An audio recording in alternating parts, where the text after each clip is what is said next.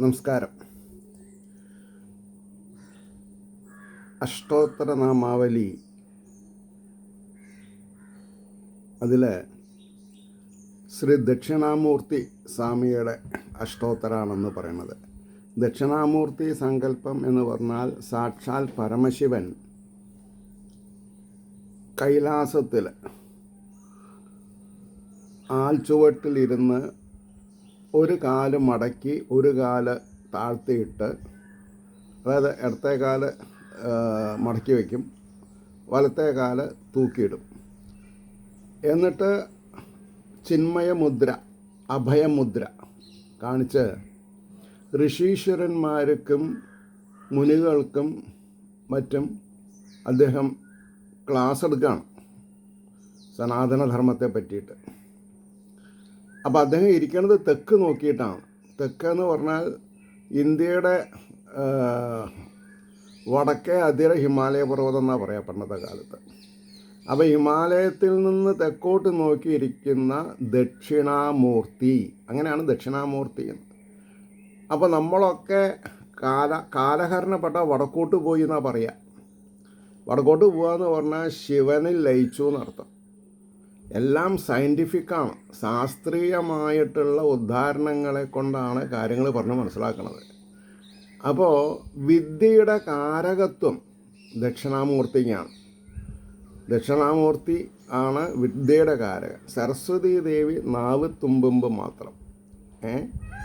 അപ്പോൾ ദക്ഷിണാമൂർത്തി അഷ്ടോത്തര ശതനാമാവലി ശ്രദ്ധിക്കാം. ഓം ഓംകാരസിംഹ സർവേന്ദ്രായ നമഃ. ഓം ഓംകാരോദ്യാനഗോകിലായ നമഃ. ഓം ഓംകാരനീടശുഗരാജേ നമഃ. ഓം ഓംകാരാണ്യകുഞ്ചരായ നമഃ. ഓം നാഗരാജസുധാജനായ നമഃ. ഓം നാഗരാജനിജാലയായ നമഃ. ഓം നവമാണിക്യമാലാഢ്യായ നമഃ. ഓം നയതന്ത്രശിഖാമണയേ നമഃ.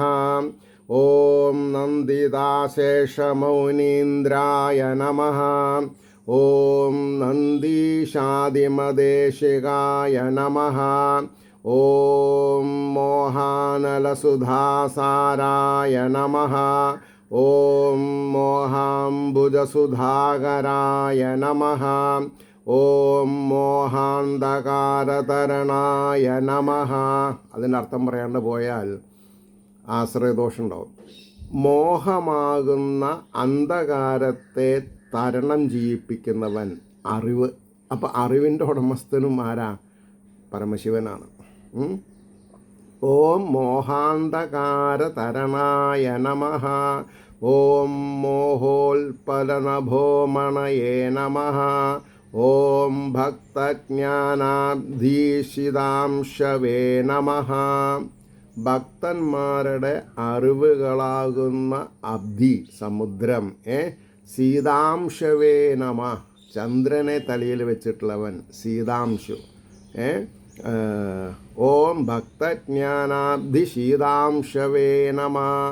ഓം ഭക്തജ്ഞാനതൃണാനലായ നമഃ. ഓം ഭക്താംബോജസഹസ്രാംശവേ നമഃ. ഓം ഭക്തകേകിഘനാഘനായ നമഃ. ഓം ഭക്തകൈരവരാഗേന്ദവേ നമഃ. രാഗേന്ദവേ നമ എന്ന് പറഞ്ഞാൽ പിന്നെയും ചന്ദ്രൻ തന്നെ പറയാം. ഭക്തകൈരവരാഗേന്ദവേ നമഃ. ഓം ഭക്തകോകശിവാകരായ നമഃ. ഓം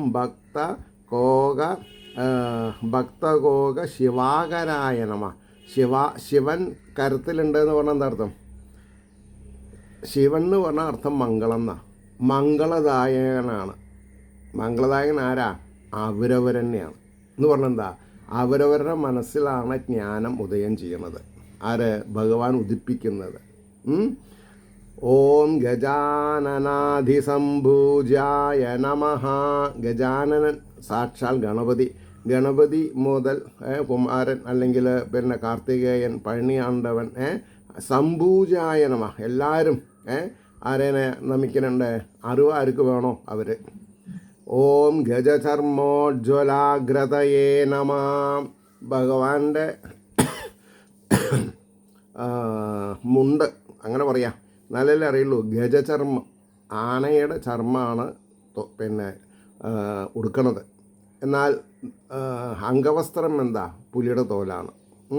മേല് പൂശുന്നത് എന്താ? ഭസ്മാണ്, അതും ചുടല ഭസ്മാണ്. കയ്യിൽ മാന്. ഇതിന് മുമ്പ് ഒരു എപ്പിസോഡിൽ പറയുണ്ടായി. മനസ്സിനെ നിയന്ത്രിക്കാൻ കഴിവുള്ള ആളാണ്. പിന്നെ നടരാജനാണ്. നടനകലയിൽ രാജാവാണ് അദ്ദേഹം. ഓം ഗംഗാധവള ദിവ്യാംഗായ നമഃ.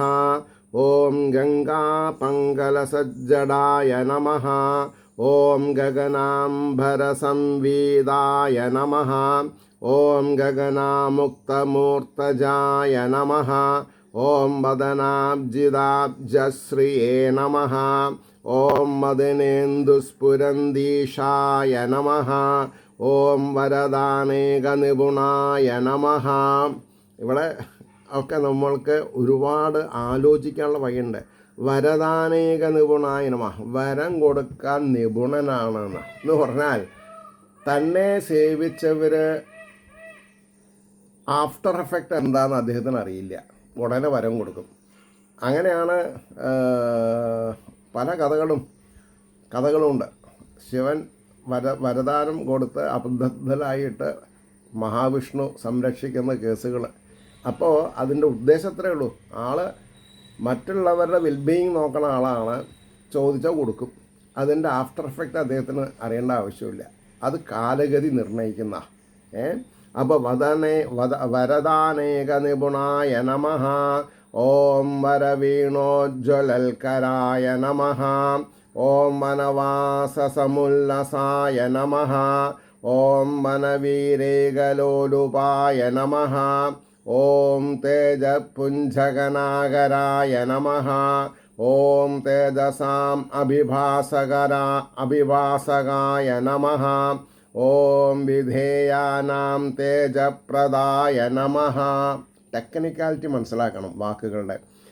വിധേയാനാം തേജപ്രദായ, ആര് ഭഗവാന് വിധേയനാവണം അവർക്ക് തേജസ്സിനെ പ്രദാനം ചെയ്യണം, ഐശ്വര്യത്തിനെ പ്രദാനം ചെയ്യണം, അല്ലെങ്കിൽ ആത്മജ്ഞാനത്തെ പ്രദാനം ചെയ്യണം. ഇങ്ങനെ അർത്ഥമെടുക്കണം. ഇങ്ങനെ അർത്ഥമെടുത്താൽ ആനന്ദം, പരമാനന്ദം, സച്ചിദാനന്ദം, ചിന്മയാനന്ദം ഒക്കെ ആയി. ഓം വിധേയാനാം തേജപ്രദായ നമഃ. ഓം തേജോമയ നിജാശ്രമായ നമഃ. ആരാണ് ഭഗവാനെ ആശ്രയിക്കുന്നത് അവർക്ക് തേജസ് കൊടുക്കുന്നവൻ. ഓം ദമിദാനംഗസംഗ്രാമായ നമഃ. ഓം ദരഹാസാജിതാംഗനായ നമഃ. ഓം ഭയാരസസുധാസിന്ധവേ നമഃ. ഓം ദരിദ്രധനശേവധയേ നമഃ. ദരിദ്രന്മാർക്ക് ധനത്തെ കൊടുക്കുന്നത് പറഞ്ഞാൽ എന്താ? അറിവ് വേണമെന്ന് വിചാരിക്കുന്നവർക്ക് അറിവ് കൊടുത്ത് അയാളെ ധനവാനാക്കും. ഓം ക്ഷീരേന്ദുസ്ഫടികാകരായ നമഃ. ഓം ക്ഷീരേന്ദുമുകുടോജ്വലായ നമഃ. ഓം ക്ഷീരോപഹാരരസികായ നമഃ. ഓം ക്ഷിപ്ര ഐശ്വര്യഫലപ്രദായ നമഃ. ബ്രഹ്മാവിനെ, ശിവനെ ഒക്കെ പെട്ടെന്ന് പ്രീതിപ്പെടുത്താൻ പറ്റും, പക്ഷെ മഹാവിഷ്ണുവിനെ പ്രീതിപ്പെടുത്താൻ പറ്റില്ല. എന്നാൽ കൂടുതൽ ആൾക്കാർ പോകുന്നത് മഹാവിഷ്ണു ക്ഷേത്രങ്ങളിലാണ്, കൃഷ്ണക്ഷേത്രങ്ങളിലാണ്. കാരണം ഈ ത്രിമൂർത്തികളിൽ വെച്ച് 4 കൊടുക്കാൻ കഴിവുള്ള ആളാരാ? ശ്രീഹരി അല്ലെങ്കിൽ ശ്രീകൃഷ്ണൻ അല്ലെങ്കിൽ മഹാവിഷ്ണുവാണ്. എന്താ ഈ 4 എന്ന് പറഞ്ഞാൽ? ധർമ്മം, അർത്ഥം, കാമം, മോക്ഷം. ധർമാർത്ഥ കാമ മോക്ഷം. അവസാനം മോക്ഷം കിട്ടാതെ കണ്ടായാൽ, ഈ ധർമ്മം, അർത്ഥം, കാമം മാത്രമായാൽ നമ്മൾ ചുറ്റിത്തെറിയുന്ന കാലചക്രത്തിൽ എപ്പോഴും ജനിച്ചും മരിച്ചും കൊണ്ട് ഒന്നിനും കൊള്ളാതെ ഉണ്ടാവും. അപ്പോൾ ഒരു മോക്ഷമാണ് കൂടുതൽ ജനിക്കാതെ. കാരണം ഗർഭവാസം, മരണ വെപ്രാളം ഇതൊക്കെ അസഹനീയമാണ് ഋഷീശ്വരന്മാർ മനസ്സിലാക്കിയിട്ടുള്ളത്. അപ്പോൾ പറഞ്ഞു ക്ഷിപ്രൈശ്വര്യഫലപ്രദായ നമഃ. ഓം നാനാഭരണമുഗ്ധാംഗായ നമഃ. ഓം നാരീ സമ്മോഹനാഗ്രതയേ നമഃ. അവിടെ ഉണ്ട് നാരീ സമ്മോഹനാഗ്രതയേ നമഃ. പാർവതീദേവിയൊക്കെ ഭഗവാനെ വിവാഹം കഴിക്കുന്നവരെ എത്രത്തോളം വലിയ ഐശ്വര്യപ്രദമായിട്ടുള്ള തപസ്സുകളാണ് ചെയ്തിട്ടുള്ളത് എന്ന് മനസ്സിലാക്കുമ്പോഴാണ് ഈ വാക്കിൻ്റെ അർത്ഥം നമ്മൾക്ക് ശരിക്കും മനസ്സിലാക്കാൻ സാധിക്കുക. ഓം നാദബ്രഹ്മരസാസ്വാദിനേ നമഃ. നാദബ്രഹ്മം ഓം ബ്രഹ്മവാചകാണ്. ഓം ഓം ഓം നാദബ്രഹ്മരസാസ്വാദിനേ നമഃ. ഈ ഓങ്കാരത്തെ താലോലിക്കുക എന്ന് പറഞ്ഞാൽ ഓങ്കാരം പ്രണവം എപ്പോഴും ജപിച്ചുകൊണ്ടിരിക്കുക. ഓം നാഗഭൂഷണഭൂഷിതായ നമഃ. നാഗഭൂഷണ പാമ്പുകളെയാണ് ആഭൂഷണമാക്കി ധരിച്ചിട്ടുള്ളത്. ഇപ്പോൾ വീട്ടിൽ പാമ്പങ്കാവ് പ്രതിമ സ്ഥാപിച്ചിട്ടുള്ള ഇവർക്ക് മനസ്സിലാവും നാഗരാജാവ് എന്ന് പറഞ്ഞാൽ അത് ഒരു ശിവലിംഗത്തിൻ്റെ മുകളിൽ പത്തി വിടർത്തി നിൽക്കുന്ന ഒരു രൂപമാണ്. നാഗരാജ്ഞി എന്ന് പറഞ്ഞാൽ ഒരു സ്ത്രീ രൂപത്തിൻ്റെ മുകളിൽ ഈ നാഗപടം. അപ്പോൾ അഷ്ടകുലനാഗഭൂഷണായ നമ എന്നൊരു ബഹുമാനം ആർക്കുണ്ട്? ഭഗവാനുണ്ട്. അതായത് ഈ വാസുകി പ്രമുഖന്മാരാണെങ്കിലും കാർക്കോടക അതേമാതിരി പത്മൻ അതേപോലെ അനന്തൻ മുതലായിട്ടുള്ള എല്ലാ നാഗകുലങ്ങൾ 8 അപ്പോൾ അഷ്ടനാഗകുലഭൂഷണായ നമ. അപ്പോൾ അത് ശിവനാണ്. അപ്പോൾ ഓം നമ ശിവായ നമോ എന്ന് താല്പര്യത്തോടു കൂടി ജപിക്കുന്നവർക്ക് വിഷഭീതി ഉണ്ടാവില്ല. എന്നാൽ മഹാവിഷ്ണുവിനെ ആണെങ്കിലോ പിന്നെ അത് പറയും വേണ്ട, പറഞ്ഞ മനസ്സിലായില്ലേ? അപ്പോൾ നാഗഭൂഷണഭൂഷിതായ നമ. ഓം മൂർത്തി നിന്ദിതഗന്ധർപ്പായ നമഃ. ആരാണ് ഈശ്വരിയെ നിന്ദിക്കുന്നത് അവരെ വാട്ടിയെടുക്കും, പറഞ്ഞ മനസ്സിലായില്ലേ? അതാണ് മൂർത്തി നിന്ദിതഗന്ധർപ്പായ നമഃ. ഓം മൂർത്ത അമൂർത്ത ജഗത് വപുഷേ നമഃ. മൂർത്ത അമൂർത്ത മൂർത്തി അതായത് സകാരത്തിലും പിന്നെ നിരാകാരത്തിലും ജഗൽ വപുഷേ നമഃ. ജഗത് വപുഷ എന്ന് പറഞ്ഞിട്ടുണ്ടെങ്കിൽ ശരീരം എന്നർത്ഥമുണ്ട്. അപ്പം ജഗത്തിനെ വപുഷാക്കി എടുത്തിട്ടുള്ളവൻ എന്ന് പറഞ്ഞാൽ എന്താ അർത്ഥം? വിരാട് സ്വരൂപം എന്നർത്ഥമായി. ഓം മൂകജ്ഞാനതമോ ഭാനവേ നമഃ. മൂകന്മാർക്ക് കൂടി ജ്ഞാനം കൊടുത്ത് ഐശ്വര്യമുള്ളവരാക്കി തീർക്കുക. ഓം മൂകജ്ഞാനതമോ ഭാനവേ നമഃ. ഓം മൂർത്തിമത്കൽപപാദാപയായ നമഃ. ഓം തരുണാദിത്യശങ്കാശായ നമഃ. തരുണാദിത്യ, ആദിത്യം എന്ന് പറഞ്ഞാൽ സൂര്യൻ, ഉദിച്ചു വരുന്ന സൂര്യനെ പോലെ ആകാരമുള്ളവൻ, മുഖപ്രസാദമുള്ളവൻ, അതായത് ചുവപ്പ് നർത്തായി. ഓം തന്ത്രി വരദാന തൽപരായ നമഃ. തന്ത്രി വരദാനം എന്ന് പറഞ്ഞിട്ടുണ്ടെങ്കിൽ എന്താ? അതായത് ഈ സംഗീതത്തിൽ വീണയ്ക്കാണ് ഏറ്റവും പരമപ്രധാനം. കാരണം എന്താ? വീണ ഒരു 6-7 വർഷമല്ലാതെ കണ്ട് അതിൻ്റെ ഹരിശ്രീ നമുക്ക് മനസ്സിലാക്കാൻ സാധിക്കില്ല. അപ്പോൾ തന്ത്രി വരദാന തത്പരായ നമഃ. ഓം തരുമൂലൈക നിലയായ നമഃ. ആമുഖത്തിൽ ഞാൻ പറയണ്ടായി, കൈലാസത്തിൽ ഭഗവാൻ ആൽവൃക്ഷച്ചുവട്ടിൽ ഇരുന്നിട്ടാണ് ദക്ഷിണ അഭിമുഖമായിട്ടാണ് ഇരിക്കുന്നത്. അപ്പോൾ അവിടെ തരുമൂലൈക, തരു എന്ന് പറഞ്ഞാൽ പിന്നെ മരം എന്നർത്ഥമായി.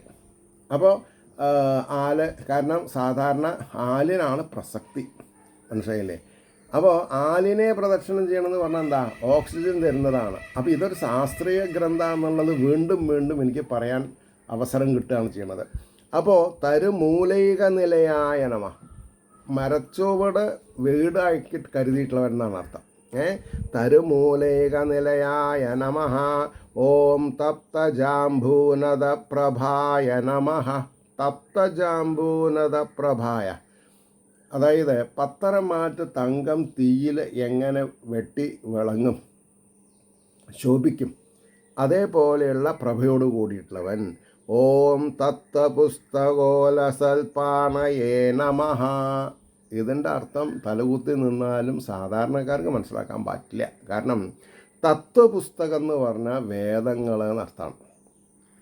തത്വപുസ്തകോലസൽ പാണയേ, ഒരു കയ്യിൽ ഗ്രന്ഥക്കെട്ടാണ് ഭഗവാന്റെ കയ്യിൽ, ഗ്രന്ഥക്കെട്ടുകൾ. അപ്പോൾ വെറുതെ ആണോ അദ്ദേഹത്തിന് ദക്ഷിണാമൂർത്തി എന്ന് പറഞ്ഞത്? അല്ല. ഓരോ ഭാരതീയനും റെസ്പെക്റ്റീവ് ഓഫ് ദി ജെൻഡർ, അല്ലെങ്കിൽ ബ്രാഹ്മണ ക്ഷത്ര വൈശ്യ ശൂദ്ര വ്യത്യാസമില്ലാതെ കണ്ട് പഠിപ്പ് വേണോ ഭഗവാനെ സ്വീകരിക്കണം, ദക്ഷിണാമൂർത്തിനെ. അതാണ് ശുഗപുരത്ത് ശുഗബ്രഹ്മമഹർഷി തപസ് ചെയ്യുക കാരണമാണ് ശുഗപുരം എന്നുള്ള പേര് തന്നെ ഉണ്ടായത്. ശുഗൻ ആരാ ചോദിച്ചിട്ടുണ്ടെങ്കിൽ വ്യാസപുത്രനാണ്. ഈ പരീക്ഷിത്ത് മഹാരാജാവിന് ഭാഗവതം പറഞ്ഞു കൊടുത്ത ആളാണ്. തിരുമറ്റുകൂടുണ്ട് ദക്ഷിണാമൂർത്തി. അപ്പോൾ തത്വപുസ്തകോലസൽപാണയേ നമഃ. ഓം തപനോഢുപലോചനായ നമഃ. എപ്പോഴും കണ്ണ് നാസാരന്ധ്രങ്ങളിലേക്ക് ശ്രദ്ധിച്ചാൽ വെള്ളേ കാണുള്ളൂ, കണ്ണ് കാണില്ല. അല്ലെങ്കിൽ കണ്ണിനെ പുരുക മധ്യത്തിലേക്ക് ഉയർത്തിയാലും അങ്ങനെയാണ്. അപ്പോൾ തപസ് അനുഷ്ഠിക്കുമ്പോൾ കൺമണി കാണില്ല. അപ്പോൾ തപനോഢുപം ലോചനായ നമഃ, അതായത് തപസ്സിനിരിക്കുന്ന കണ്ണുകളോട് കൂടിയിട്ടുള്ളവൻ. ഓം യമസന്നുത സത്കീർത്തയേ നമഃ. യമൻ ആരുടെ അണ്ടറിലാണ്? ഭഗവാന്റെ അണ്ടറിലാണ് യമരാജൻ. അപ്പോൾ യമസന്നുത സത്കീർത്തയേ നമഃ.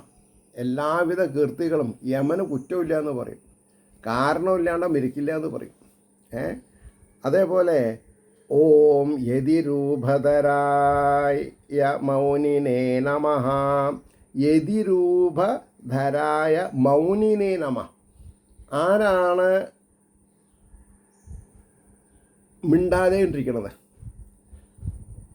അയാളെ തന്നെയാണ് മുനി എന്ന് പറയുക. എന്താ മിണ്ടാതെ ഇരിക്കുക എന്ന് പറഞ്ഞാൽ? മിണ്ടുമ്പോൾ നമ്മുടെ എനർജി വേസ്റ്റ് ആവുന്നുണ്ട്. ധാരാളം സംസാരിക്കണവർക്ക് ധാരാളം വെള്ളം കുടിക്കണം. കാരണം വെള്ളം, ഓക്സിജൻ വെള്ളത്തിലുണ്ട്, നല്ല വെള്ളത്തിൽ, അല്ലാണ്ട് കുപ്പിവെള്ളത്തിലില്ല. ഇനി അതും വേണമല്ലോ പറയാം. നല്ല കിണറ്റിൽ നിന്ന് കോരിയെടുക്കുന്നതിൽ ഓക്സിജൻ ഉണ്ട്.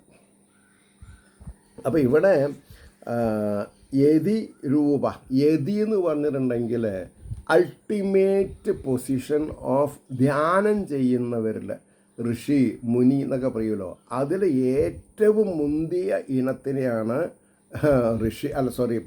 യതി എന്ന് പറയാം. അപ്പോൾ ഈ യതിയുടെ രൂപത്തെ ധരിച്ചിട്ടുണ്ട്, എന്നാൽ മൗനിയാണേന്, മുണ്ടില്ല. യതിരൂപധരായ മൗനിനേ നമഃ. ഇനി ഒരു കാര്യം കൂടി പറയാം. ഒരു ദിവസം ഈ ധ്യാനത്തിനിരിക്കുക എന്ന് പറഞ്ഞാൽ തന്നെ മിണ്ടാതേണ്ടിരിക്കുകയെന്ന് അർത്ഥം. പക്ഷെ മനസ്സിൽ വ്യാപാരം നടക്കും. എന്താ വ്യാപാരം? ഭഗവാനെ പാദാദികേശം കേശാദിപാദം സ്മരിച്ചുകൊണ്ടിരിക്കണം. നോർത്ത് ഇന്ത്യയിൽ ഒരു സ്റ്റൈലുണ്ട് ജീവിതത്തിന്. എന്താ? ഈ ഏകാദശി നോക്കണ ദിവസം സംസാരിക്കില്ല. ഒന്നാമത് ഈ ഉമിനീര് കൂടി ഇറക്കാത്തതാണ് ശരിക്കും ഏകാദശിയുടെ ഉപവാസം ചിട്ട. അല്ലാണ്ട് അരക്കിലോ ഉപ്പുമാവും 3 നേന്ത്രപ്പഴവും 1/2 ലിറ്റർ പാലും കുടിക്കലല്ല. അപ്പോൾ മൗനവ്രതം, ഒരു ദിവസം മൗനവ്രതം എടുക്കുക. ചിലവർ 3 ദിവസം മൗനവ്രതം എടുക്കുന്ന ആൾക്കാരുണ്ട്. 5 ദിവസം, 7 ദിവസം, 9 ദിവസം, 15 ദിവസം. അതിന് മേപ്പെട്ട് പോയാൽ മോശമാണ്. കാരണം എന്താ വെച്ചിട്ടുണ്ടോ? സംസാരശേഷിയെ ബാധിക്കും. അതിന് ഈശ്വരാനുഗ്രഹം വേണം അങ്ങനെ വരാതെ ഇരിക്കാൻ. പക്ഷേ ഏറ്റവും വലിയ ഉപവാസമാണ് മൗനമായിട്ടിരിക്കുക എന്നുള്ളത്. അപ്പോൾ യതീന്ദ്രോപാസ്യ വിഗ്രഹായ നമഃ. വിഗ്രഹം എന്ന് പറഞ്ഞാൽ ശരീരം എന്നർത്ഥമാണ്. അത് കഴിഞ്ഞ് മന്ദാരഹാരരുചിരായ നമഃ.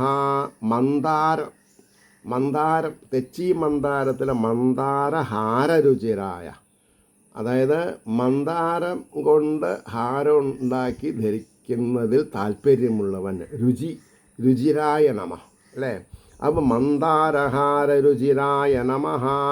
ഓം മന്ദരായുധ സുന്ദരായ നമ. മന്ദരായുധ പർവ്വതത്തിനെ ആയുധമാക്കിയിട്ടുള്ളവെന്ന അർത്ഥം പറയാം. അപ്പം മന്ദരായുധ സുന്ദരായ നമ. ഓം മന്ദസ്മിതലസദ്വക്ത്രായ നമ. പുഞ്ചിരി തൂക്കിക്കൊണ്ടിരിക്കുന്നവൻ. മന്ദസ്മിതലസദ്വക്ത്രായ നമ. ഓം മധുരാധര പല്ലവായ നമ. അധരം എന്ന് പറഞ്ഞാൽ ചുണ്ട്. അപ്പം നല്ല പുഞ്ചിരിയോടുകൂടി മധുരഭാഷണങ്ങൾ ചെയ്യുന്നവൻ എന്നർത്ഥമായി. പല്ലവായ നമ. ഓം മഞ്ജീരമഞ്ജുപാദാബ്ജായ നമ. മഞ്ജീരമഞ്ജുപാദാബ്ജായ നമ. താമര ദള സമാനമായ പാദകമലങ്ങളോട് കൂടിയിട്ടുള്ളവൻ. ഓം മണിപട്ടോലസത്കടയേ നമ. ഓം അസ്താങ്കുരിത ചിന്മുദ്രായ നമ. അങ്കുരം മുള, അതായത് മുദ്ര മുള വരുന്ന പോലെ എന്ന് പറഞ്ഞിട്ടുണ്ടെങ്കിൽ ഒരു പ്രത്യേക മുദ്ര ശിവൻ്റെ മാത്രം ഉള്ളതാണത്. അസ്താങ്കുരിത ചിന്മുദ്രായ നമ. ചുരുട്ടിപ്പിടിച്ചിട്ട് മനസ്സിലായില്ലേ. ഓം ഹടയോഗ പരോത്തമായ നമ.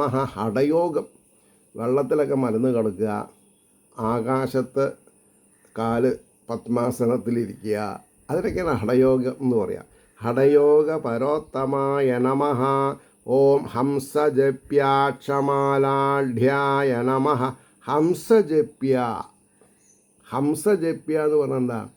മിണ്ടാതേണ്ടിരിക്കൽ തന്നെയാണ്. ഹംസം എന്ന് പറഞ്ഞിട്ടുണ്ടെങ്കിൽ വെള്ളവും പാലും വേർതിരിക്കാൻ കഴിവുള്ളതാണ് ഹംസം. ഹംസജപ്യ അക്ഷമാലാഢ്യായ നമ. ഓം ഹംസേന്ദ്രാരാധ്യപാതുകായ നമ. ഹംസേന്ദ്രാരാധ്യ, ഹംസത്തിനെ വാഹനമായിട്ട് കരുതിയിട്ടുള്ളതാരാ? ബ്രഹ്മാവ്. അപ്പോൾ ബ്രഹ്മാവ് ആരാധിക്കുന്ന പാദകമലങ്ങളോടുകൂടിയവൻ എന്നുള്ള അർത്ഥമായി. ഓം മേരുശൃംഗതടോല്ലസായ നമ. മേരുശൃംഗം തടോല്ലസായ എന്ന് പറഞ്ഞാൽ മാനസ സരസ് എന്നൊക്കെ ഉണ്ട്. അതേപോലെ വളരെ ശ്രേഷ്ഠമായ കൈലാസത്തിലുള്ള പൊയ്ക അതിൽ ഉല്ലസിക്കുന്നവൻ. ഓം മേരുശൃംഗതടോല്ലസായ നമ. മേരുശൃംഗത്തിലുള്ള താമരപ്പൊയ്കയിൽ ഉല്ലസിക്കുന്നവൻ. ഓം മേഘശ്യാമ മനോഹരായ നമ. ഈ മേഘശ്യാമ മനോഹർ എന്ന് പറഞ്ഞ അർത്ഥം വിഷ്ണു എന്നും അല്ലെങ്കിൽ കൃഷ്ണൻ എന്നും അർത്ഥം പറയണം. അപ്പോൾ എന്താ ഈ അർത്ഥം? ശിവനും വിഷ്ണുവും വ്യത്യാസമില്ല എന്ന് നമ്മൾ മനസ്സിലാക്കും വേണം. അപ്പോൾ പറഞ്ഞു മേഘശ്യാമ മനോഹരായ നമ. ഓം മേധാങ്കുരാലവാലാഗ്രായ നമ. മേധസ്സുകളെ ഇല്ലായ്മ ചെയ്യുന്നവൻ എന്നുള്ള അർത്ഥമായി. ഓം മേധാപക്വബലധ്രുമായ നമ. എന്താ അത്? പക്വഫലദ്രുമായ നമ. ഒരു പഴം ആവണമെങ്കിൽ അത് പക്വതയെ പ്രാപിക്കണം. കൈകൊണ്ട് എന്താ പറയുക, കശയ്ക്ക് മധുരമുണ്ടാക്കാൻ പറ്റില്ല. അപ്പോൾ മേധാപക്വഫലദ്രുമായ നമ. ഓം ധാർമ്മികാന്തർഗുഹാവാസായ നമ. ഇതിൻ്റെ ഒരൊറ്റ അർത്ഥം മതി ജീവിതം സമ്പുഷ്ടമാക്കാൻ. എന്താർത്ഥം? ധാർമ്മികാന്തർഗുഹാവാസായ നമ. ഏതൊരാളാണ് ധാർമ്മികമായ പന്ഥാവിൽ നയിക്കുന്നത് അവരുടെ മനസ്സിൽ വസിക്കുന്നവെന്ന് അർത്ഥം പറയണം. അപ്പോൾ ഭഗവാൻ എവിടെ ഇരിക്കണത്?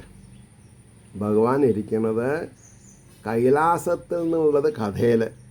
പിന്നെയോ വേദാന്തപരമായിട്ട് പറയുമ്പോഴോ വാസ്തവികമായിട്ടുള്ള കാര്യങ്ങൾ പറയുമ്പോഴോ ധാർമ്മികാന്തർഗുഹാവാസായ നമ. ധർമ്മം മത ധർമ്മം ചര. ആ ധർമ്മം നമ്മളെ രക്ഷിക്കും. എനിക്ക് ആ ശ്ലോകമൊന്നും ഞാൻ പഠിച്ചിട്ടില്ല, എനിക്ക് അതിൻ്റെ ആവശ്യമില്ല. അപ്പോൾ ഇതെനിക്കറിയാം. സംഗതി ഇതാണ്, ധർമ്മത്തിനെ പറയണം, ധർമ്മത്തിൽ ചരിക്കണം. ആ ധർമ്മം നമ്മളെ രക്ഷിക്കുന്നുള്ളത് ഉറപ്പാണ്. അപ്പോൾ ധാർമ്മിക അന്തർഗുഹാവാസായ നമ. ധാർമ്മികതയിൽ നടക്കുന്നവരുടെ ഉള്ളിലുള്ള മനസ്സിൽ ഇരിക്കുന്നവൻ, ചിതാകാശത്ത് ഇരിക്കുന്നവൻ. ഓം ധാർമ്മികാന്തർഗുഹാവാസായന. അപ്പോൾ ശിവനാണെങ്കിലും ഭദ്രകാളിയാണെങ്കിലും മഹാലക്ഷ്മിയാണെങ്കിലും മഹാവിഷ്ണു ആണെങ്കിലും ശ്രീകൃഷ്ണനാണെങ്കിലും ഹനുമാനാണെങ്കിലും ഗണപതിയാണെങ്കിലും ഒക്കെ ഉള്ളിലുള്ള ചൈതന്യത്തിനെയാണ് പറയണത് എന്ന് മനസ്സിലാക്കാതെ കണ്ട് ഇതെല്ലാം ബാഹ്യമാണ് എന്ന് വിചാരിച്ച് ഉള്ള പണം ഒക്കെ ചെലവ് ചെയ്ത് ചതുർധാമ പോലും അല്ലെങ്കിൽ കന്യാകുമാരി എന്ന് എന്താണെന്നാ പറയുക, ഈ ഭൂലോകം മുഴുവൻ ചുറ്റിയിട്ടും കാര്യമില്ല. ധാർമ്മികമായിട്ട് ജീവിക്കുക. ആ ധാർമ്മികമായിട്ടുള്ള അന്തർഗുഹാവാസനായ ചൈതന്യത്തിനെ മാനിച്ചിട്ടില്ലെങ്കിൽ ഇതൊന്നും നടക്കില്ല. അത് കഴിഞ്ഞിട്ട് ധർമാർക്ക പ്രവർത്തകായ നമഃ. ധർമ്മമാകുന്ന സൂര്യനെ പ്രവർത്തിപ്പിക്കുന്നവൻ. എവിടെ? മണി അടിക്കണു കുരുവമ്പലം ശിവക്ഷേത്രത്തിൽ ഉച്ചപൂജയ്ക്ക് പ്രമോഷയോ. അപ്പോൾ ധർമാർക്ക പ്രവർത്തകായ, എൻ്റെയും നിങ്ങളുടെയും ശരീരത്തിലുള്ള ആത്മാവിനെ ഉദയസൂര്യനാക്കി അതിൻ്റെ പ്രഭയെ, ജ്ഞാനപ്രഭയെ പ്രലോഭനങ്ങളില്ലാതെ കണ്ട് മനസ്സിലാക്കി തരുന്നവൻ. അർത്ഥം മനസ്സിലായോ? ധർമാർക്ക പ്രവർത്തകായ നമഃ. ഓം ധർമ്മത്രയ നിജാരാമായ നമഃ. ധർമ്മത്രയ എന്ന് പറഞ്ഞാൽ ജാഗ്രൽ സ്വപ്ന സുഷുപ്തികളെ നിയന്ത്രിക്കുന്ന ധർമ്മത്രയ എവിടെ ഇരിക്കുന്നത്? ഉള്ളിലായിരിക്കുന്നത്. എൻ്റെ ഉള്ളിലുള്ള ചൈതന്യമാണ് എൻ്റെ ജാഗ്രതാവസ്ഥയും സ്വപ്നാവസ്ഥയും സുഷുപ്തി അവസ്ഥയും നിയന്ത്രിക്കുന്നത്. ഇപ്പോൾ രാത്രി ഉറങ്ങാൻ കിടന്നു പുലർച്ചെ നീട്ടു കൂടെ. ഇപ്പോൾ ചെറിയ കുട്ടികളെ കിടക്കണം. നിങ്ങൾ ആരാ ചോദിച്ചാൽ എന്താ ഈ അർത്ഥം? അല്ലെങ്കിൽ ഭാര്യയാണ് അല്ലെങ്കിൽ ഭർത്താവാണ്, നിങ്ങൾ ആരാ എന്ന് ചോദിച്ചാൽ എന്താ അർത്ഥം? ഓർമ്മയില്ലാതല്ലേ. അപ്പോൾ ഈ ഓർമ്മയെ പരിരക്ഷിച്ച് വരുന്നത് ആരാ? നമ്മൾ സുഷുപ്തിയിലിരിക്കുമ്പോഴും ജാഗരൂകരായിട്ടൊരു ചൈതന്യം നമ്മുടെ ഉള്ളിലുള്ളത് കൊണ്ടാണ് നമ്മൾക്ക് അത്രയും കാര്യങ്ങൾ നമ്മൾക്ക് മനസ്സിലാവുന്നത്. അപ്പോൾ ധർമ്മത്രയ നിജാരാമായണമാണ്. സ്വന്തം ആശ്രമം ഒക്കെ ഉള്ളവനാണ്, ഉള്ളിലാണ്. ഇനി ഓം ധർമ്മോത്തമ മനോരഥായ നമഃ. ധർമ്മോത്തമ, ധർമ്മത്തിൽ വെച്ച ഉത്തമമായ ധർമ്മം, അതാണ് മനോരഥം. മനോരഥം നന്നായാൽ, സങ്കല്പം നന്നായാൽ വികല്പങ്ങൾ ഉണ്ടാവില്ല. വികല്പങ്ങൾ എന്ന് പറഞ്ഞാൽ എന്താ? മായ. ചലിക്കാൻ പാടില്ല, മനസ്സ് ചലിക്കരുത്. അപ്പോൾ ധർമ്മോത്തമ മനോരഥായ നമഃ. ആര്? ദക്ഷിണാമൂർത്തി. ഓം പ്രഭദോത്കാര ദീപശ്രിയേ നമഃ. ഓം പ്രഭദോത്കാര പ്രബോധനം ചെയ്യുന്നവരിൽ ദീപശ്രീ ഐശ്വര്യമായ വളക്കാണ്. ആരെ? പരമശിവൻ. പ്രശ്നമുണ്ടോ? പ്രബോധോത്കാര ദീപശ്രിയേ നമഃ. ഓം പ്രകാശിത ജഗത്രയായ നമഃ. പ്രകാശിത ജഗത്രയ, ഈ മൂന്ന് ലോകങ്ങളെയും ഒരേപോലെ ശോഭിപ്പിക്കുന്നവൻ. അതെവിടെയാ? ഏത് ക്ഷേത്രത്തിലാ? ഞാനാകുന്ന ശരീരമാകുന്ന ക്ഷേത്രത്തിൻ്റെ ഉള്ളിലുള്ള ക്ഷേത്രജ്ഞൻ. അത് ആരും ആവാം അല്ലേ? അപ്പോൾ പ്രകാശിത ജഗത്രയായ നമഃ. ഓം പ്രജ്ഞാചന്ദ്രശിലാചന്ദ്രായ നമഃ. പ്രജ്ഞ ബോധം. പ്രജ്ഞാചന്ദ്രശിലാചന്ദ്രായ നമഃ. പ്രജ്ഞാചന്ദ്രൻ, ചന്ദ്രൻ എന്ന് പറഞ്ഞാൽ ചന്ദ്രൻ്റെ ഗുണം എന്താ? ശീതള. സൂര്യൻ എന്നല്ല പറഞ്ഞത് അവിടെ, ശീതളാണ്. വിവരമുള്ളത്തോളം കൂളായിരിക്കണം നമ്മൾ. എപ്പോൾ കൂള് വിട്ടുവോ അവൻ്റെ അഡ്രസ്സനായി. അപ്പോൾ പ്രജ്ഞാ ചന്ദ്രശിലാചന്ദ്രായ നമഃ. ഓം പ്രജ്ഞാമണിവരാകരായ നമഃ. പ്രജ്ഞാമണി, അതിന് സ്വർണം ഒറിജിനലാണോ അല്ലയോ എന്ന് നോക്കാൻ ഒരു കല്ലുണ്ടാവും, ഒരക്കല്ലെന്ന് പറയാം. അതിലൊരച്ചാൽ അറിയാം. അതേപോലെ പ്രജ്ഞാമണി, വേദാന്ത സാരങ്ങൾ അറിയുന്നവനെ പ്രജ്ഞാമണി എന്ന് പറയും. അതായത് പ്രജ്ഞ എന്ന് പറഞ്ഞാൽ ബോധത്തിൻ്റെ ഉടമസ്ഥൻ. പ്രജ്ഞാമണി വരാഹരായ നമഃ. അത് കയ്യിലുള്ളവൻ എന്ന് പറഞ്ഞാൽ എന്താ? ഉപദേശിക്കാൻ കഴിവുള്ളവൻ. ഭാരതീയരെ മുഴുവൻ ഉപദേശിക്കാൻ കഴിവുള്ള ആളാണ്. ആര്? ദക്ഷിണാമൂർത്തി. ഓം ജ്ഞാന്തരാന്തരഭാസാത്മനേ നമഃ. ഓം ജ്ഞാന്തരാന്ത, അജ്ഞാനമാകുന്ന അന്ധരാഭാസാത്മനേ നമഃ. ജ്ഞാന്തരാന്ത, അന്ധരഭാസം. ഭാസിക്കുക എന്ന് പറഞ്ഞാൽ പ്രശോഭിക്കുക എന്നർത്ഥം. അപ്പം നമ്മുടെ ഉള്ളിൽ എവിടെയാണ് ശോഭിക്കേണ്ടത്? ഉള്ളിൽ ശോഭയില്ലാതെ കണ്ട് മുഖത്ത് ശോഭ വരുത്തുക എങ്ങനെയാണ് പറയൂ? അപ്പോൾ ജ്ഞാന്തരാന്തരഭാസാത്മനേ നമ. ആത്മനേ തന്നെയാണ് പറഞ്ഞത്. ആത്മനേ നമ. ഓ ജ്ഞാതൃജ്ഞാതി വിദൂരകായ നമഃ. ഇതിൻ്റെ അർത്ഥം ഇതാണ് വേദാന്തം പറഞ്ഞത്. ജ്ഞാതി, നമ്മളെ അറിയുന്നവരിൽ നിന്നും നമ്മുടെ കുടുംബക്കാരിൽ നിന്നും വിദൂരത്തിലിരിക്കുന്നവൻ എന്നർത്ഥം. ഭഗവാനെ സംബന്ധിച്ചിടത്തോളം ഈ കൈലാസത്തിലേക്ക് എത്താൻ പറ്റുമോ തണുപ്പ് കൊണ്ട്? ഇല്ല, ആരും അവിടേക്ക് വരില്ല.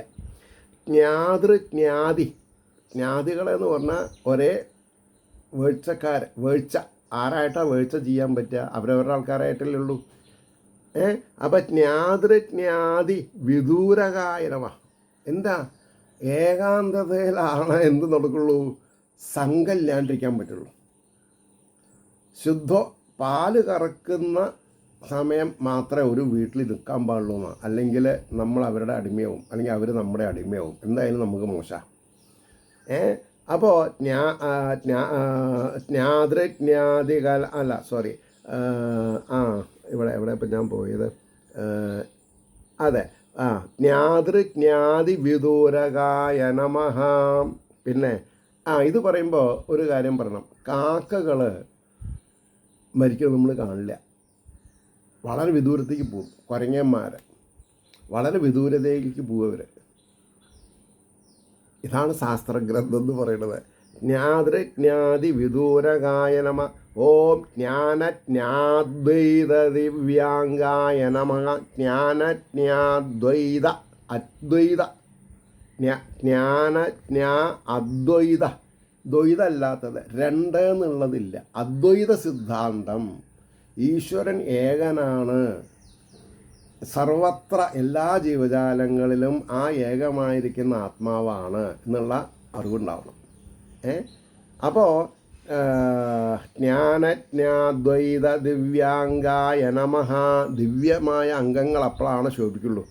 ഓം ജ്ഞാതി കുലാഗതായ നമഃ. എവിടെ ജനിക്കണം? അച്ഛനമ്മേനെ അറിയോ? പിന്നെ ശിവൻ്റെ അച്ഛനമ്മേനും പറയോ? ഏത് കുലാന്ന് പറയാൻ പറ്റുമോ? ഇല്ല. അപ്പം ജ്ഞാതി കുലാഗതായ നമഃ. അപ്പം നമ്മൾക്കൊക്കെ അച്ഛനമ്മയുണ്ട്. നമ്മൾ ഇന്ന കുലത്തിൽക്കാന്ന് പറയും. ശിവന് കുലമില്ല. അപ്പം ജ്ഞാതി കുലാഗതായ നമ. ആ കുലത്തിൽ എന്ന് പറഞ്ഞാൽ ഒന്നുമില്ലാത്തവരെ. ഓം പ്രപന്ന പാരിജാതാഗ്രായ നമഃ. പ്രപന്ന പാരിജാതാഗ്ര. പാരിജാതം എന്നുള്ളത് ദേവലോകത്തൊരു പുഷ്പമാണ്. അപ്പോൾ പ്രപന്ന പാരിജാതാഗ്രായ നമഃ. സുഗന്ധം അല്ലെങ്കിൽ ഡിവൈൻ ഫ്ലവർ. ഓം പ്രണതാർത്യാബ്ധി പാടലായ നമഃ. പ്രണതാർത്യാബ്ധി, പ്രണമിക്കുക. പ്രണതാർത്യാബ്ധി പാടലായ നമഃ. സേവിക്കണമെന്നുണ്ടെങ്കിൽ ഭഗവാനെ സേവ ചെയ്യാം. പ്രണതാർത്തി അബ്ധി പാടലായ നമഃ. അതിൽ കേമൻ. ആരാണ് ഭഗവാനെ സേവിക്കുന്നത്? അവരുടെ സംരക്ഷണം ഏറ്റു നടത്തുന്ന ആളെന്നർത്ഥമായി. ഓം ഭൂതാനാം പ്രമാണഭൂതായ നമഃ. ഒരു 108 ഇത് ചെല്ലാൻ 34 മിനിറ്റ് കഴിഞ്ഞു. അറിവ് ഉണ്ടാവണമെന്നുണ്ടെങ്കിൽ ഇതൊക്കെ ശ്രദ്ധിച്ചാൽ മതി. അറിവുണ്ടെങ്കിലോ ഇതൊന്നും വേണ്ടേന്. പക്ഷേ എൻ്റെ ഉദ്ദേശം എന്താ? എനിക്ക് എൻ്റെ ഗുരുനാഥൻ തന്ന അറിവ് ഞാൻ മറ്റുള്ളവർക്ക് വീതിച്ചു കൊടുക്കണമെന്ന് മാത്രം. അപ്പോൾ ഭൂതാനാം പ്രമാണഭൂതായ നമഃ. അപ്പോൾ ഏകമായിരിക്കുന്ന പരബ്രഹ്മം ദ്രുവതമായി പിരിഞ്ഞു എന്ന് പറഞ്ഞു. അപ്പോൾ അതിൽ തമോ ഗുണപ്രധാനിയാണ് ആരാ? ശിവൻ. അപ്പോൾ ഭൂതാനാം ഭൂതങ്ങളിൽ പ്രമാണഭൂതനായിരിക്കുന്നവൻ എന്നർത്ഥം. മരണം സ്വാഭാവികമായിട്ടുള്ളവൻ എന്നർത്ഥം. മർത്യം എന്ന് പറഞ്ഞാൽ എന്താ അർത്ഥം? മരണം സ്വാഭാവികം. അതിൻ്റെ അംശം എവിടെയുള്ളത്? ഭഗവാനിൽ. ബോധം പോവും മരണസമയത്ത്. ബോധത്തിൽ മരിക്കണവർ വളരെ കമ്മിയാണ്.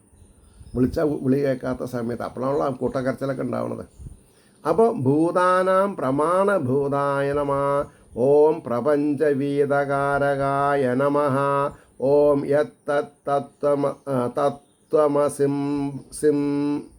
സിംസവേദ്യായ നമഃ. തത്വമസി. എൻ്റെ തെറ്റ് പറ്റിയത്. ഓം തത്വമസി സംവേദ്യായ നമഃ.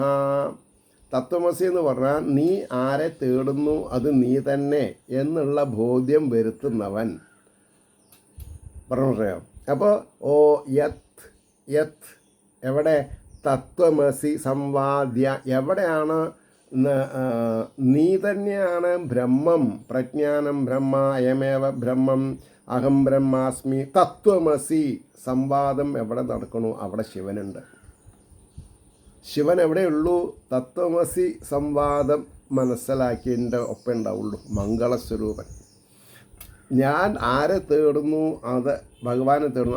ഞാൻ തന്നെയാണ് എന്ന് മനസ്സിലാക്കിയാൽ എന്നിലാണെന്നെങ്കിലും മനസ്സിലാക്കുക. ഞാനാന്ന് പറയുമ്പോൾ അഹങ്കാരം അങ്ങനെയല്ല, എന്നിലാണ്. അപ്പോൾ തത്വമസി സംവേദ്യായ നമഃ. ഓം യക്ഷകേയാത്മവൈഭവായ നമഃ. യക്ഷൻ ധനേശൻ. ധനേശൻ എന്ന് പറഞ്ഞാൽ ആരാ? കുബേരൻ. കുബേരനെ എവിടെ ഇരുത്തിയിട്ടുള്ളത്? ഭഗവാന്റെ അടുത്ത്. അതായത് ആരാലും വന്ന് തട്ടിപ്പറിക്കാതെ ഇരിക്കണം. അപ്പോൾ യക്ഷകേയാത്മവൈഭവായ നമഃ. അപ്പോൾ കുബേരൻ്റെ കേമത്തരം മുഴുവൻ ഭഗവാന്റേതാണെന്നർത്ഥം. എന്താ അങ്ങനെ പറയാൻ? ആർക്കാണ് മംഗളകർമ്മങ്ങൾ ആദ്യം ചെയ്യാൻ സാധിക്കുക? അല്ലെങ്കിൽ മംഗളാവസ്ഥയെ പ്രാപിച്ചിരിക്കുന്നവരാണ് ശിവത്തുള്ളവരെന്നർത്ഥം. ഓം യജ്ഞാദിദേവതാമൂർത്തയേ നമഃ. യജ്ഞാദി ദേവതാമൂർത്തിയെ. പരമശിവന് പങ്കുവയ്ക്കാത്ത യജ്ഞങ്ങളില്ല. നിങ്ങൾ ഓരോരുത്തരും അവരവരുടെ വീട്ടിലാണെങ്കിലും ശരി, ക്ഷേത്രത്തിലാണെങ്കിലും ശരി, ഗണപതി ഹോമത്തിന് ഗണപതിക്കല്ല വിളക്ക് വയ്ക്കുന്നത്, ഗുരുനാഥനാണ്. ആ വിളക്ക് ഗുരുനാഥന് സങ്കല്പിച്ച് അതിൻ്റെ മുമ്പിലാണ് പീഠം സ്വസ്തി പത്മോട്ട് വെള്ളരി കൊണ്ട് പീഠം വരച്ച് അതിൽ വസ്ത്രം വെച്ച് ആ വസ്ത്രത്തിൻ്റെ മേലെ ഒരു നാളികേരം വെച്ച് 3 ദർഭപ്പുല്ലെടുത്ത് കൂർസം കെട്ടി അതിലിങ്ങനെ വയ്ക്കും. അത് ശിവനാണ്, ദക്ഷിണാമൂർത്തിയാണ്. അപ്പോൾ നമ്മൾ കണ്ടുപിടിക്കുകയല്ല വേണ്ടത്, കണ്ട് പഠിക്കണം. പോയിൻറ്റ് ബ്ലാങ്കായിട്ട് ഒരു ഗുരുനാഥിൽ നിന്ന് പഠിക്കണം. അപ്പോൾ യജ്ഞാദിദേവതാമൂർത്തയേ നമാം.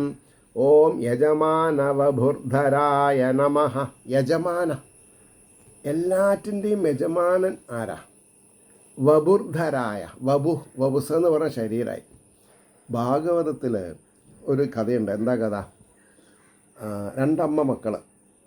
രണ്ടമ്മ മക്കളിൽ ഒരമ്മയ്ക്ക് ഒരു കുട്ടിയുള്ളൂ, വേറെ ആൾക്ക് 9 കുട്ടികളുണ്ട് അമ്മേല. അപ്പോൾ അവരെല്ലാവരും കൂടി ഇയാളെ മന്ദന എന്ന് പറഞ്ഞ് ഒഴിവാക്കി. അപ്പോൾ അവർ വീട്ടിൽ ഭാഗം വെച്ചു എന്ന് പറഞ്ഞപ്പോൾ ഇയാൾ പോയി ചോദിച്ചു, എൻ്റെ ഭാഗം എവിടെ വെച്ചു? എൻ്റെ ഭാഗം അച്ഛനാണ് പറഞ്ഞു. അതായത് അച്ഛൻ, അത്രേ ഉള്ളൂ, അച്ഛനോട് പോയി ചോദിക്കേ. അപ്പോൾ ഇദ്ദേഹം പോയി ചോദിക്കുകയാണ്. അപ്പോൾ അദ്ദേഹം ചില ഉപദേശങ്ങൾ കൊടുത്തിട്ട് പറഞ്ഞു, ഇപ്പോൾ ഇന്ന സ്ഥലത്ത് ഇന്ന ദിക്കിലൊരു യാഗം നടക്കുന്നുണ്ട്, ആ യാഗത്തിൽ നീ പോയി പങ്കുചേരെ. അതിൻ്റെ ചില അനുഷ്ഠാന ഭാഗങ്ങളിൽ അവർക്ക് തപ്പൽ വരും, അവർക്കറിയില്ല എന്താ ചെയ്യേണ്ടതെന്നുള്ളത്. അത് നീ മനസ്സിലാക്കി നിറവേറ്റിയാൽ അവർ നിനക്ക് ധാരാളം ദക്ഷിണ തരും. അതുകൊണ്ട് ഏത് യജ്ഞത്തിൽ പോയാലും വിഘ്നങ്ങൾ വരാണ്ട് നമുക്ക് നോക്കാൻ സാധിക്കും. നിന്നെ ശ്രേഷ്ഠനായിട്ട് എല്ലാവരും അക്സെപ്റ്റ് ചെയ്യും. അങ്ങനെ ഇദ്ദേഹം പോയി കാര്യങ്ങളൊക്കെ പറഞ്ഞ പോലെയായി. ധാരാളം ദക്ഷിണയായിട്ട് വരുമ്പോൾ ഒരു വിരൂപമായിട്ട് വലിയ ശരീരത്തോടുകൂടി ശൂലം കയ്യിൽ എന്തിയിട്ടൊരാൾ വന്ന് വഴി തടഞ്ഞു. യജ്ഞഭാഗം എനിക്കുള്ളതാണ്. അയ്യോ, എനിക്കറിയില്ല, അച്ഛനോട് പോയി ചോദിച്ചിട്ട് പറഞ്ഞു. അങ്ങനെ അദ്ദേഹം അച്ഛൻ്റെ അടുത്ത് വന്ന് ചോദിച്ചപ്പോൾ പറഞ്ഞു, ശരിയാണ്, നീ ഭാഗ്യവാനാണ്, നീ കണ്ടത് പരമശിവനെയാണ്. എല്ലാ യജ്ഞങ്ങളുടെയും ദക്ഷിണ ആർക്കുള്ളതാണ്? ദക്ഷിണാമൂർത്തിക്കുള്ളതാണ്. എത്ര പൂജാരിമാർക്ക് ഇതറിയും? എത്ര ആചാര്യന്മാർക്ക് ഇതറിയും? അറിയില്ല. അപ്പോൾ ഇദ്ദേഹം പോയി പറഞ്ഞു, ശരിയാണ്, എൻ്റെ അച്ഛൻ പറഞ്ഞു, ഇത് അങ്ങയ്ക്കുള്ളതാണ്, അങ്ങ് ഇത് സ്വീകരിച്ച് എന്നെ അനുഗ്രഹിക്കണം പറഞ്ഞ് ദണ്ഡ നമസ്കാരം ചെയ്യാണ്. അപ്പോൾ സംപ്രീതനായ ഭഗവാൻ പരമശിവൻ ഇദ്ദേഹത്തിന് ശ്രേഷ്ഠമായിട്ടുള്ള എല്ലാ ഐശ്വര്യങ്ങളും കൊടുക്കുകയാണ്. എന്ന് പറഞ്ഞാൽ അതിനാണ് പൂജ അറിയുന്ന ആൾക്കാർ ദക്ഷിണ കൊടുത്താൽ അതിനെ തൊട്ട് നമസ്കരിച്ച് ഉപചാരമൂർത്തിക്ക് സ്വസ്തി പറയും, പിന്നെ സന്തോഷം പറയും. എന്നിട്ടാണ് കയ്യെ ആലങ്കാരികമായിട്ട് ഇവിടെ അമർത്തി ശബ്ദം ഉണ്ടാക്കിയിട്ട് പിന്നെ ദക്ഷിണ കൊടുത്ത ആളെന്നെ നമസ്കരിക്കുന്നത്. അപ്പോൾ പറഞ്ഞു വന്നത് എന്താണ്? യജ്ഞാതി ദേവതാമൂർത്തയേ നമ, പിന്നെ യജമാനവബുദ്ധരായ നമ. അപ്പോൾ ഒരു യജ്ഞം നടത്തുന്ന യജമാനനും മംഗളസ്വരൂപിയായിരിക്കണം, അല്ലെങ്കിൽ കാര്യങ്ങൾ എങ്ങനെ മംഗളാവുക? അതും ശിവൻ തന്നെയാണ്. അതാണ് യജ്ഞാതി ദേവതാമൂർത്തയേ നമ യജമാനവബുദ്ധരായ നമ. അതും കഴിഞ്ഞു. അത് കഴിഞ്ഞിട്ടാണ് ഛത്രാധിപതി വിശ്വേഷായ നമ. ഛത്രാധിപതി എന്ന് പറഞ്ഞാൽ വെൺകൊറ്റക്കൂടെ ചൂടിയിട്ടുള്ളത് എന്നർത്ഥം. ഛത്രാധിപതി വിശ്വേഷായ നമ. ഈ വിശ്വത്തിൻ്റെ ഈശനാണ് ആരെ? പരമശിവൻ, അല്ലെങ്കിൽ ജ്ഞാനമൂർത്തി, ജ്ഞാനേകമൂർത്തി, ദക്ഷിണാമൂർത്തി. ഓം ഛത്രചാമരസേവിതായേ നമഃ. ഭഗവാൻ പരമശിവൻ്റെ പാർവതീ പരിണയത്തിനുള്ള യാത്ര വർണ്ണിക്കുന്നുണ്ട് ശിവപുരാണത്തിൽ. അപ്പോൾ ഛത്രചാമരസേവിതായ വെൺകൊറ്റക്കൊടൊക്കെ പിടിച്ച ചാമരങ്ങളും ആലവട്ടമൊക്കെ പിടിച്ചിട്ടാണ് പോണത്. പക്ഷേ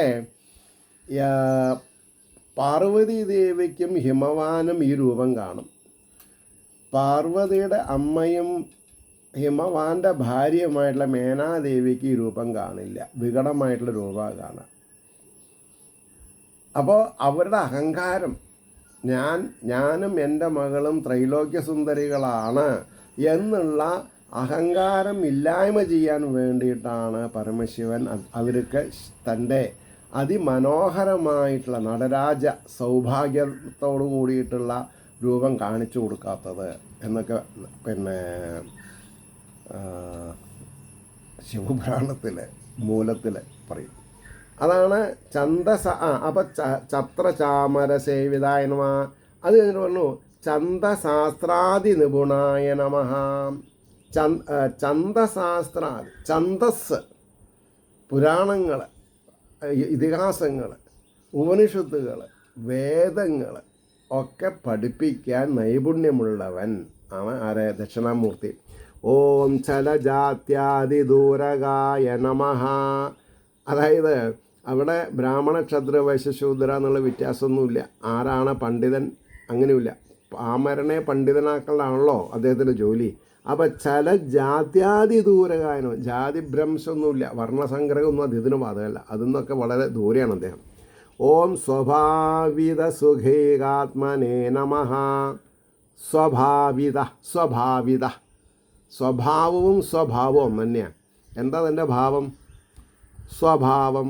അപ്പോൾ സ്വഭാവിത സുഖൈകാത്മനെ നമ്മൾ എന്ത് പിന്നെ ഭാവിച്ചാൽ മതി? ഞാൻ ആനന്ദം അനുഭവിക്കുന്നവനാണെന്ന് അങ്ങോട്ട് മനസ്സിലാക്കിയാൽ പിന്നെ ആനന്ദം മാത്രമേ ഉള്ളൂ. അല്ല എനിക്ക് ദുഃഖങ്ങളുണ്ട് എന്ന് പറഞ്ഞാൽ ദുഃഖിയായി. അപ്പോൾ സ്വഭാവം എന്തായിരിക്കണം? ആനന്ദം, പരമാനന്ദം.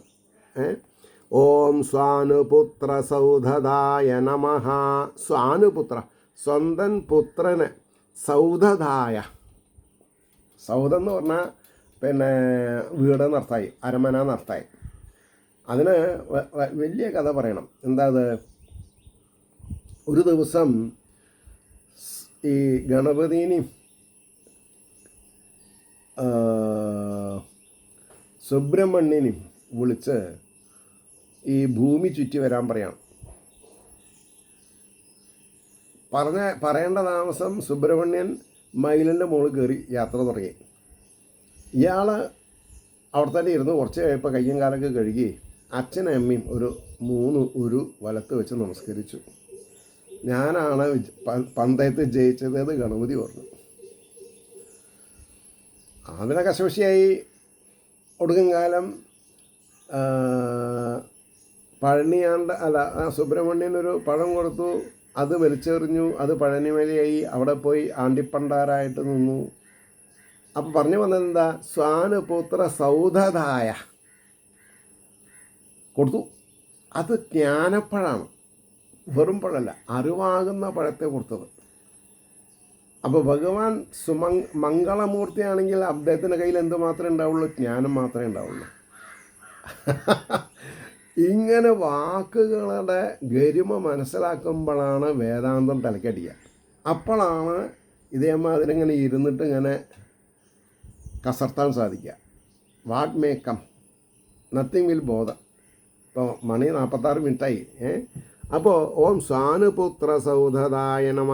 ഓം സ്വരാജസമ്പദധ്യക്ഷായ നമ. സ്വരാജസമ്പദധ്യക്ഷായ നമ. സത്യത്തിൽ കൈലാസത്തിലെ കമ്മിറ്റി ഇല്ല, സെക്രട്ടറിയും പിന്നെ ട്രഷറൊന്നുമില്ല.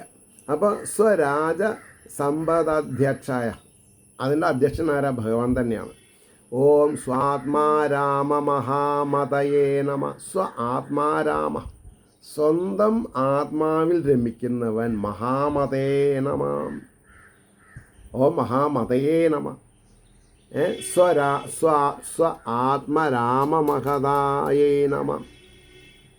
ആലോചിച്ച് നോക്കൂ. എനിക്കും നിങ്ങൾക്കും ആനന്ദിക്കാൻ എന്തേ നിവൃത്തിയുള്ളൂ? ആത്മാ. ഈശ്വരനാണ്, ബ്രഹ്മാണ് ഈ മനസ്സിലുള്ളത്. അതിൽ രമിക്കുക. ഓം ഹാടകാ ഭജടജൂടായ നമഃ. ഓം ഹാടകാ ഹാടകാ ഭജടാജുടായ നമ. അദ്ദേഹത്തിൻ്റെ ജടേനെ പറ്റിയിട്ട് പറയണം. ഹാടകാ ഭജടാജൂടായ നമഃ. ഓം ഹാസോദസ്താരി മണ്ഡലായ നമഃ. ആസോസ്താരി മണ്ഡലായ നമഃ. ഓം ഹലാഹലോജ്വലകളായ നമഃ. പരമശിവൻ എന്തിന് ആണ് അറിയപ്പെടുന്നത്? പാലാഴി മദനം നടന്ന സമയത്ത് കാളകൂട വിഷം വന്നപ്പോൾ മഹാവിഷ്ണുവിൻ്റെ നയനസംജ്ഞ കണ്ട് മനസ്സിലാക്കി ഈ ഭൂമണ്ഡലത്തെ കാർമേഘം പോലെ പരന്നു വരുന്ന കാളകൂട വിഷത്തെ തൻ്റെ കൈകളെ കൊണ്ട് വാരി കോരി പാനം ചെയ്തു. അപ്പം എന്തായി? ഹാലാഹലോജ്വല, ആ ഉജ്ജ്വല ഗളം അതവിടെ ഈ പശുവിൻ്റെ താള മാതിരി ഭഗവാന്റെ ഗളത്തിൽ ഉറച്ചു. അതാണ് ഹാലാഹലോജ്വലകളായ നമഃ. പിന്നെ അവസാനത്തത് ഹാരായുധ മനോഹരായ നമ. ഹരായുധ മനോഹരായ നമ. എന്തൊക്കെ അദ്ദേഹത്തിന് ഹാരെന്താ? പാമ്പ്. അപ്പോൾ നാഗഭൂഷണായ നമ എന്ന് പറഞ്ഞ മാതിരി തന്നെ ഹാരായുധ മനോഹരായ നമ എന്ന് പറഞ്ഞിട്ടുണ്ട്. ഈ 108 വാക്കുകൾ പറയാൻ 49 മിനിറ്റ് എടുത്തു. ആലോചിച്ച് നോക്കൂ. അത് ഞാൻ എല്ലാം പറഞ്ഞിട്ടില്ല. എല്ലാം പറഞ്ഞാൽ ഇതിനേക്കാൾ കൂടും. എനിക്കുള്ള സംതൃപ്തി എന്താ? ഞാൻ എൻ്റെ അറിവ് സാധാരണക്കാർക്ക് വെച്ച് നീട്ടണു. വേണമെങ്കിൽ സ്വീകരിക്കാം, അത്രമാത്രം. ഏവർക്കും ദക്ഷിണാമൂർത്തിയുടെ അനുഗ്രഹാശസ്സുകൾ നിർലോഭം ഉണ്ടാവട്ടെ എന്ന് പ്രാർത്ഥിച്ചുകൊണ്ട് വാക്കുകൾ ചുരുക്കുന്നു. നമസ്കാരം. നാളെ കാണാം.